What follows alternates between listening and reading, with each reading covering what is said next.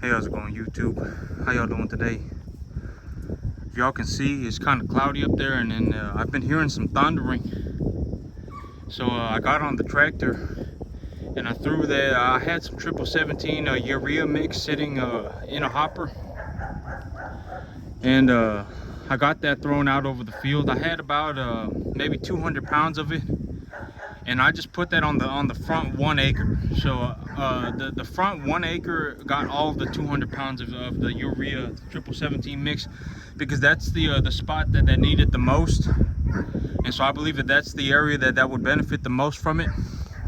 And so I put all 200 pounds on the front 1 acre, and that'll be enough fertilizer to last it for probably about well, I would say I probably put about 70 pounds of nitrogen on it, and about well, maybe about 60 pounds of nitrogen, 50 pounds, yeah, but I ain't exactly sure. It's somewhere between 60 and 75 pounds of nitrogen, and it's the 2-1 mix with a nitrogen, phosphorus, potassium. And so yep, I got that put on the field. Yesterday these cattle got out of here. I guess they hit the fence just right and opened it up. I realized well, I'm gonna put a little S hook on the fence so that they can't hit the chain like that, but they chew on the chain, and when they chew on the chain, sometimes it comes loose, and then they'll get out. And so I'm gonna put a little S hook on the gate today, and that'll solve the problem forever, because they can't open it up. So yep, I'm gonna go put an S hook on the gate today, and that'll solve that. But yesterday they got out, and they were standing over at the feed, I guess, for probably several. When I saw how much manure was over there, they sat out. They must have sat there for 5, 6, 7 hours eating. I was actually surprised by how clean these animals ate. If I had hay over there, for example, like if I had alfalfa bales, alfalfa squares stacked up, they would have just torn the bales apart and made a huge mess. But they actually just went over to the feed sacks, and then they just stuck their head in them and just ate. I guess they ate for about 6, 7 hours straight. But these animals, you know, I usually feed them about 500 pounds a day. And yesterday they probably ate closer to about 600 pounds. They probably ate about 20% more. So they got to eat as much as they wanted to, and they ate about 20% more food. And I was also starting to see signs of acidosis in some of these cattle. Some of these cattle were walking around kind of like kind of funny, like they were losing their balance. And they were some of them were bloated pretty bad. And so, but I mean, you know, but I started to realize when I had these animals on 550, so when I increased their feed by 10%, when I took them from 500 to 550, I was noticing that after about 3 days, I was seeing signs of acidosis in these animals. I was starting to see signs of grain bloat. And so that's why I stopped raising, that's why I dropped their feed intake again. And yesterday when they got out and they got to eat as much as they want, they ate about 600 pounds. And you know, it only took 1 day. They only ate like that for 1 day, and I started seeing acidosis in some of these animals. So, you know, when I feed them 550, it takes about 3 days for them to start showing that sign of having a grain overload. But if they eat 600 pounds, if they eat 10% more, or if they eat 20% more than what I feed them, if they eat as much as they want, they'll eat about 20% more. And if they eat that 20% more, they'll start getting sick immediately. Like within 2 or 3 hours, they'll get sick immediately. And so, you know, I know that like if I provided maybe, you know, well, I mean, I thought about it, you know, and I was like, you know, this was kind of it ain't really a horrible thing that happened, you know. It just is what it is. These animals got out, you know. I'll fix the gate up so they can't get out again, but you know, I figured I may as well collect data, right? I may as well collect information. And so I looked through the feed sacks, and they had just lined up along the feed sack. So I got about 5 feed sacks over there, and they just lined up, just stuck their heads in them and started eating. And they hardly spilt anything. I was actually kind of surprised. They ate very clean. They just stuck their heads in the feed sack and ate. And there was about 2 inches of manure in the tractor barn. So I would just think that they were in there for probably about 6, 7 hours, just eating straight, just eating as much. And I actually had a few animals when I pulled up the animals. I had a few animals that were already laying around chewing cud. They had already given up eating. They didn't want to eat anymore. And they also one big thing is that they also had access to the forage up front. And so when given free choice between the forage and the grain, these animals will actually go for the grain to the point that it'll make them sick.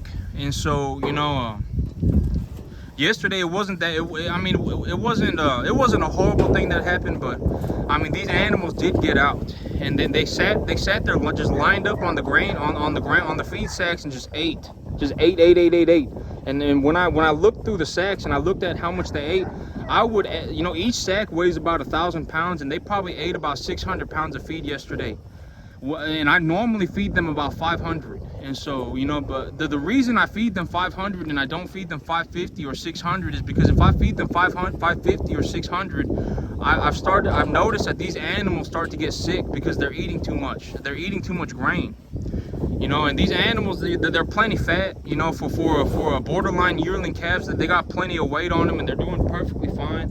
And so, you know, like, could I actually, you know, put more feed in these animals? Probably.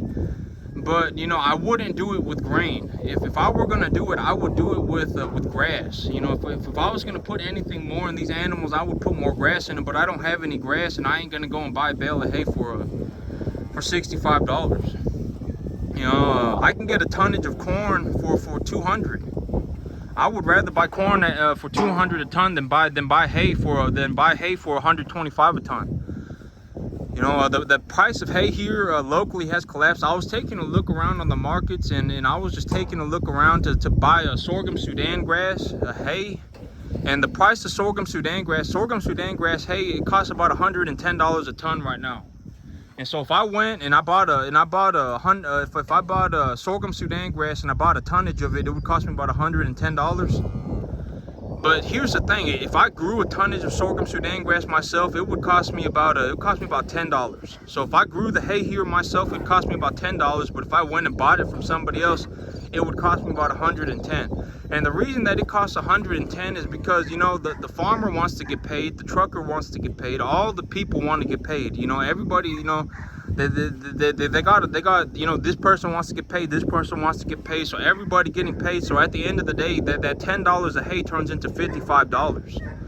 And so, and then the $55, that gets split among the people, everyone involved in getting that hay over here and stuff like that. And so, you know, but that, you know, if I went to the market and I bought $55 worth of hay, I can grow that $55 of hay here myself for $10. And so it's in my best interest. So I just don't buy hay, okay? Like, me personally, I just don't buy hay. The way that I make money personally when I raise cattle is because I'm so good at growing grass. You know, that's where I make my money. I'm not going to go and buy grass. If I'm going to buy anything, I'm going to buy grain, okay? And I'm just going to manage the feed properly. But you see this guy right here? You see how he bloated up so bad? But he was like this yesterday too. But this is because they ate too much yesterday, and, you know, and I gave them their feed this morning. But he ain't real bad. I would say he probably a stage 1 bloat. But you definitely don't want to be, and it's gonna be a nice cool day today. So, but yeah, but I mean, if you look at this right here, he looks like a gas bug. He looks like a balloon. But it's because he ate so much yesterday. These animals, they probably ate 20% more yesterday than what I give them. You know, I normally give them 500, and they ate about 600, and they immediately got sick.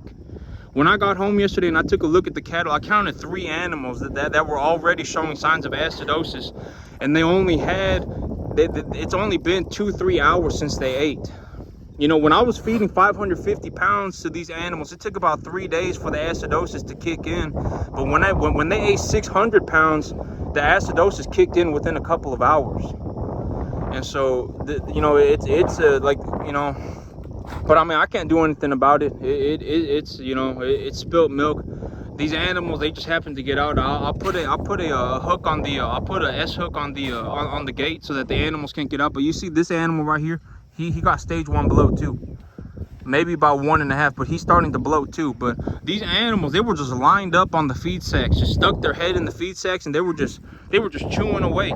You know, they didn't make a mess or anything. They just stuck their head in the feed sacks, and they just ate, and then, yep, I counted 3 animals yesterday with acidosis. And if these animals, if they eat so much that they show signs of acidosis within 3 hours, they ate a lot of food. That means that they ate a lot of food. You know, if I feed these animals 550 pounds, it takes about 3 days for them to show acidosis. If I feed them 500 pounds, they don't have any signs of acidosis practically ever. And so, yep, it just is what it is. But there's a reason that I feed 500 pounds and I don't feed 550 and I don't feed 600 and stuff like that. And it's because the cattle can only handle so much. And cattle like this, you know, this is Buddy right here. This is a beef master right here. This animal is actually the same type of animal as this, but I guess they just long lost cousins or something. But this is a beef master too, and this is a beef master too. But yep, you know, he probably puts on about 2 3/4 pounds a day, 3 pounds a day. And that, you know, when I run the numbers on my budget, and when I run the numbers on what it costs me for feed, and then the tax benefits that I get from the feed, and then the gains that I get on the animal, and then the amount of money that I anticipate that I'll make on an animal per poundage, you know, 2 3/4 pounds a day is perfectly fine. It ain't really in my, you know, like, could I feed these animals 20% more food? I probably could. Like, you know, like, would these animals eat it if I gave them 20% more food every day? Would they eat it? Yeah, they probably would, but it's not really in my best interest to do that, especially if they're going to start getting sick. If they're going to start getting sick, and then, you know, if I feed them 20% more food but they only put on 10% more weight, that's not really good on my budget either, you know, because you know, I have to buy food right now for these animals to eat. And so it's very, very, very important that I keep a very strict budget on my feed, because if I have to put these animals completely on feed, you know, that costs me money. Every time they eat a bite of food, I have to buy it for them. And so the big plan with the feed, you know, is to make more money than I invest. And so I know that may be kind of a foreign concept, to make money with money, for a lot of people. But, you know, when I do this right here, I don't look at this like I'm spending money. You know, if the numbers pencil out, and if it looks like I can make, and if it looks like I'm making a profit, like, you know, right now I need to make about on a majority of these animals, I need to make probably about 75 cents a pound right now to make a profit. And I got most of these animals, I would say the average of my herd is going to average out at about probably about $1.40 a pound. If I was to take a look at my herd, I would say that I would make about $1.40 a pound on the majority of my herd. And so, like, an animal like this at $1.40 a pound, you know, that'd be about 1,100 bucks, about 1,200 bucks. But he got a big old gas bubble too. You see, I can just push down on him like that. And so, you know, but you know, the money that I put into these animals, I get it back, and I also get some money back on top of that. I make a profit on it. And so I'm actually not spending any money. The idea of business is to make money, right? I'm actually not spending money. I'm making money. I'm actually netting a profit here. I mean, I know that may seem kind of like a foreign concept, like that may seem strange that I'm doing all this and I'm putting money in my pocket. But that's ultimately how all this works out, is that when I do this, I'm actually not spending any money, and I'm actually making a net profit. I'm actually putting more money in my pocket. But yep, it's starting to rain. I can feel it on me. But that's it for me today, YouTube. You have a good one.